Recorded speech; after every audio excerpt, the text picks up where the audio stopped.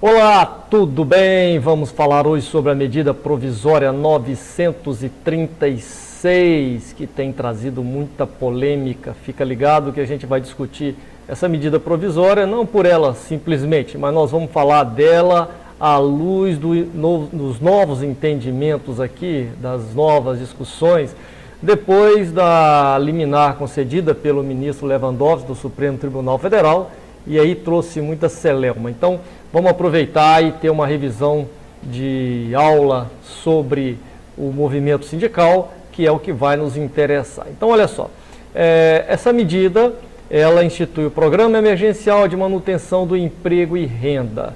Então, todos vocês sabem que a partir do decreto 6 de fevereiro, nós estamos num regime de calamidade, né, de exceção, por assim dizer. Então, nós temos um problema sério aí, estamos todos tentando achar uma solução para minorar o sofrimento de todos. E aí o Estado, o governo, para minorar o sofrimento dos empregados, editou essa medida provisória 936, de abril agora de 2020, e ela trouxe algumas considerações, principalmente porque o ministro, nesse caso, ele fala dessa medida provisória, estabelecendo aqui o seguinte. Então vamos ver, vamos analisar aqui essa questão do ministro. A gente tem uma notícia aqui do Supremo Tribunal Federal, que ele rejeitou embargo de declaração, não é que ele tenha rejeitado e que não tenha tido algum resultado. Ao rejeitar o embargo de declaração, ele estabeleceu alguns critérios. Então olha só, somente serão válidos se os sindicatos de trabalhadores forem notificados em até 10 dias. Então, o que é que nós temos aqui? Nós temos uma lei que estabelece a oportunidade de que você possa fazer uma negociação individual, tá? Essa negociação individual sobre essa suspensão dos contratos de trabalho, e a gente vai ver aqui, se nós pegarmos a medida provisória, ela proporciona a redução proporcional de jornada de trabalho e salário, bem como proporciona a suspensão temporária do contrato de trabalho, ok?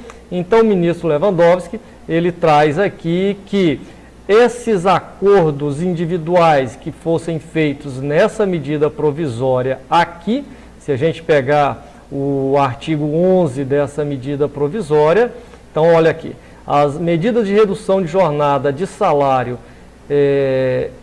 ou de suspensão temporária do contrato de trabalho que trata esta medida poderão ser celebradas por meio de negociação coletiva. Então, podem ser celebrados por meio de negociação coletiva.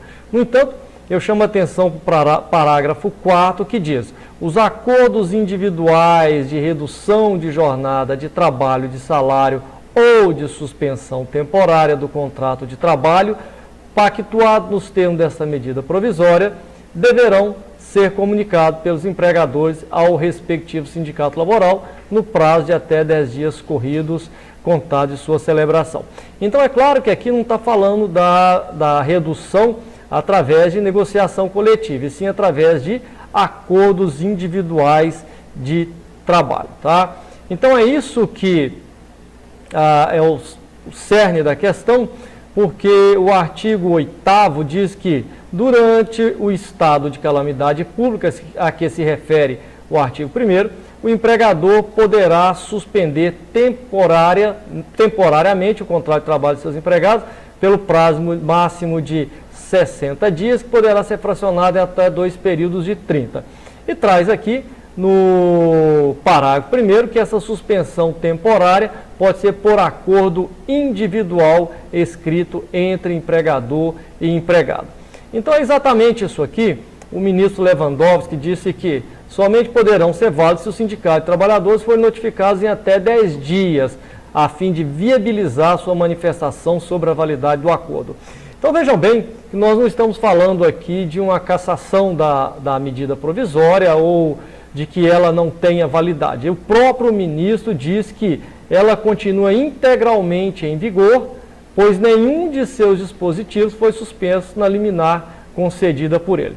Isso nos faz interpretar e ler algumas questões, e aí eu fiz alguns apanhados aqui da CLT, para a gente poder ter uma noção de como se trata, de como a gente pode interpretar essa situação. Olha aqui. Considera-se empregador, empresa individual ou coletiva que, assumindo os riscos da atividade econômica, essa assunção dos riscos da atividade econômica é o princípio da alteridade, que diz o seguinte, que o empregador é quem é responsável por tudo que aconteça na empresa, que ele não pode transferir essa responsabilidade para os seus empregados, ok? Só que a par desse artigo 2º aqui, hoje, pelo decreto 6 de 2020, nós vivemos um estado de calamidade pública, de que fala aqui a medida provisória 936, tá? E aí a gente tem que, então, portanto, analisar a regra do artigo 501. Entende-se como força maior todo acontecimento inevitável em relação à vontade do empregador e para a realização do qual este não concorreu, direta ou indiretamente. Olha, a pandemia que se instala aí, claro, não foi vontade de nenhum empregador, não foi vontade de ninguém, é uma situação que aconteceu e a gente está sofrendo com ela, todo mundo. E aí, por conta disso, é que a medida provisória vem, baseada aqui no artigo 503 da CLT, por exemplo, que diz que é lícita, em caso de força maior ou prejuízo devidamente comprovado, a redução geral do salário dos empregados da empresa proporcionalmente ao salário de cada um, não podendo, entretanto, ser superior a 25%, respeitado em qualquer situação o salário mínimo da região.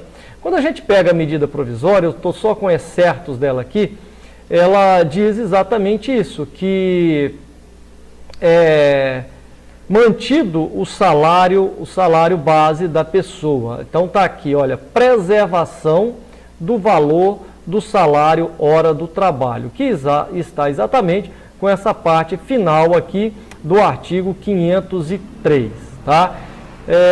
Entretanto, apesar disso que a gente está vendo aqui, existe essa situação que é preciso ser analisado, porque o ministro colocou alguns pontos aqui de que você pode reduzir a jornada de salário, pode suspender o trabalho dos empregados por esse período, tá? Então a medida continua em vigor.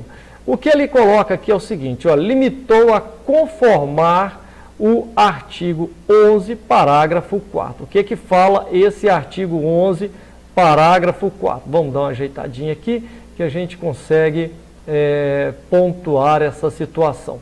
Então, olha que o artigo 11, parágrafo 4, fala o seguinte: os acordos individuais de redução de jornada de trabalho ou de salário, pactuados nos termos dessa medida provisória, deverão ser comunicados pelos empregadores ao sindicato, tá? Então, nós temos aqui a obrigação de comunicação aos empregadores por parte ao sindicato, por parte dos empregadores, quando da realização desses pactos individuais de trabalho aqui. Então, aqui, quando nós vemos essa medida provisória analisada pelo ministro Lewandowski, nós vamos ter algumas situações em que ele parece, né, e essa foi a discussão do momento, de que parecia que ele estava caçando a eficácia dessa medida provisória, e como ele mesmo deixou estabelecido aqui, ele não está caçando a eficácia dessa medida provisória. Então, limitou a conformar o artigo artigo 11, parágrafo 4º, tá? Nós temos essa situação que a gente já fez essa leitura aqui para vocês. E aí ele coloca, ressalvada a superveniência da negociação coletiva que venha modificá-los. Porque a própria medida provisória admite que o empregado possa depois pegar uma convenção coletiva, um acordo coletivo, o que seja mais vantajoso para ele. Bem, aí a gente volta aqui na CLT, na consolidação das leis do trabalho. Por quê? Nós temos aqui algumas situações. Por exemplo, o artigo 507A, que também deixou de ser analisado aqui pela medida provisória 936, ele diz que aqueles salários, aqueles empregados que têm um salário de 2 vezes o limite máximo estabelecido para os regimes da Previdência Social, poderão pactuar cláusula compromissória de arbitragem. Então, aqui nós temos que aqueles salários maiores têm a oportunidade de discutir, isso não se fala, tá? Porém, em que se baseou o ministro aqui? Olha só, ressalvada a superveniência de negociação coletiva que venha modificá-los. E disse o seguinte: é impensável conceber que a medida pretendesse que os sindicatos, ao receberem a comunicação dos acordos individuais, simplesmente os arquivassem, pois isso contrariaria a própria razão de ser dessas entidades. Se baseou o ministro em quê? Aqui no artigo 513 da CLT, que são prerrogativas dos sindicatos: representar perante as autoridades administrativas e judiciárias os interesses gerais da respectiva categoria ou profissão liberal ou interesses individuais dos associados relativos à atividade ou profissão exercida. E para isso, ele tem prerrogativa de celebrar os contratos coletivos de trabalho, que são os acordos e as negociações coletivas, mas também, e um fato importante aqui que eu chamo a atenção, é de que ele tem de colaborar com o Estado como órgão técnico consultivo no estudo e solução dos problemas que se relacionam com a respectiva categoria profissional. Então, esses sindicatos hoje também são chamados a cumprir essa função social aqui de colaboração com o Estado para que se achem soluções para esses problemas. Infelizmente, o que a gente tem visto é que alguns sindicatos, ao invés de acharem soluções, estão criando mais problemas ou questionando ou acrescentando mais problemas nisso aí, o que não é uma boa opção nesse momento, tá? E essa situação aqui do 513, o ministro continua falando que permite que os acordos individuais sejam supervisionados pelos sindicatos para que possam, caso vislumbrem algum prejuízo para os empregados, deflagrar a negociação coletiva.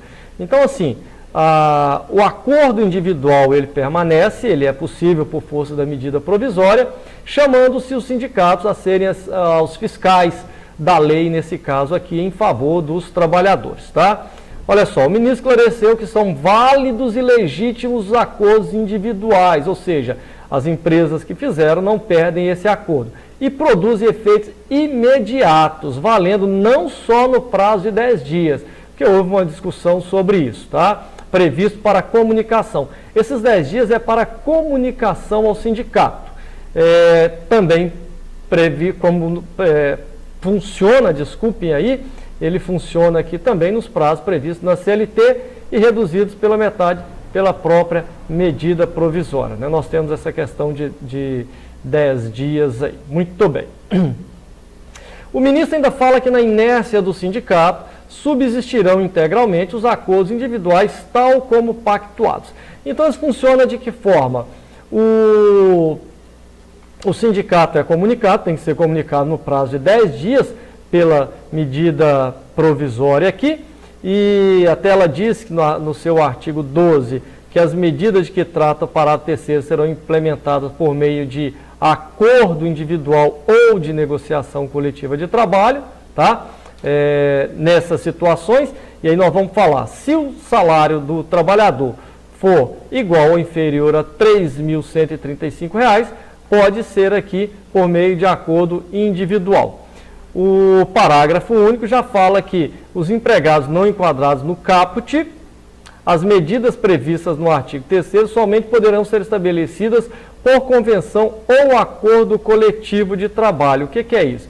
Então, quem ganha aqui acima de 3.000 e até abaixo de 2 vezes o limite máximo de regime da Previdência Social, só através de acordo coletivo. Agora, quem ganha até 135.000, esse sim, ele pode estabelecer através do acordo individual. 3.135 dá exatamente 3 salários, tá?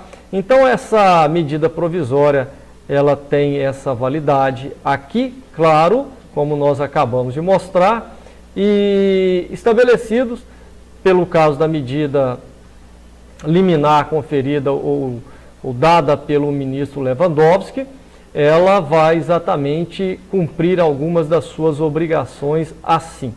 Então, olha só, os sindicatos também ainda têm dever de colaborar com os poderes públicos no desenvolvimento da solidariedade social, e hoje nós estamos precisando disso, promover a conciliação nos dissídios de trabalho, e aí seria dissídio mesmo a lide instaurada nesse caso aqui, tá?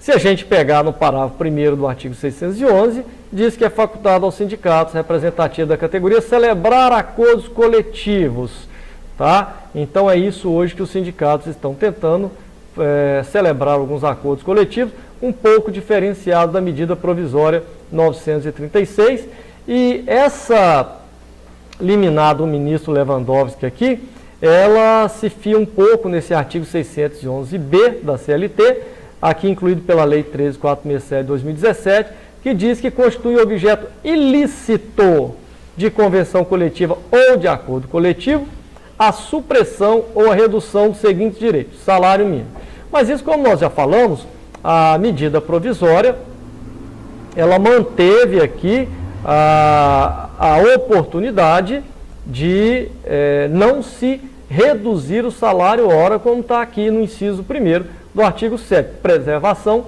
do valor do salário hora, de forma que esse artigo 611b não estaria alterando. Ademais, gente, vamos lembrar que nós estamos vivendo um regime de calamidade. O decreto 6 de 2020 não pode ser esquecido, tá? E outra coisa também que foi suprimida pela medida é isso aqui, o artigo 612 da CLT determina que esses acordos ou convenções coletivas só poderiam ser tomados com deliberação de assembleia especialmente convocada para esse fim. Vocês então percebam que nós estamos suprimindo algumas obrigações aqui da CLT para essas questões que se trata aqui da Covid-19, tá? E no artigo 616 diz que os sindicatos e as empresas, quando provocados, não podem recusar-se à negociação coletiva. Aqui agora nós temos uma questão de ordem técnica, então vamos lá. Como é que os sindicatos fazem essa negociação coletiva? Eles enviam ao empregador a sua pauta de reivindicações. Nessa pauta de reivindicações, o empregador decide se acata, se não acata ou se acata parcialmente. Se não acatar, o sindicato então tem que tomar as medidas pertinentes e a mais importante delas é deflagrar, por exemplo, uma greve para fins de forçar o empregador. E aí a gente cai numa situação quase que de não prática essa medida liminar do Lewandowski. Por quê?